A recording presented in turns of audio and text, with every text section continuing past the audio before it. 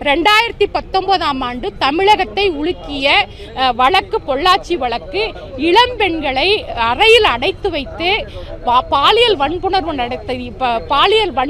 நடத்தியது. அதே போல அண்ணா என்னை விட்டுருங்க, என்னை அடிக்காதீங்க என்று சொல்லி மிரட்டி மோசமான முறையில் அவர்களை பாலியல் வன்புணர்வு செய்தார்கள். குறிப்பாக இந்த 9 பேர் மீது வழக்கு பதிவு செய்வதற்கு ஜனநாயக மாதர் சங்கம் நீண்ட நெடிய போராட்டத்தை நடத்தியது. அன்னைக்கு இருந்த அதிமுக அரசு காவல்துறையும் இணைந்து குற்றவாளிகளை பாதுகாப்பதற்கான நடவடிக்கைகளை எடுத்தது.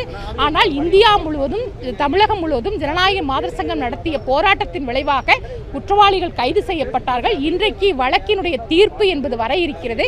நிச்சயமாக நீதிமன்றத்தின் மீது எங்களுக்கு நம்பிக்கை இருக்கிறது.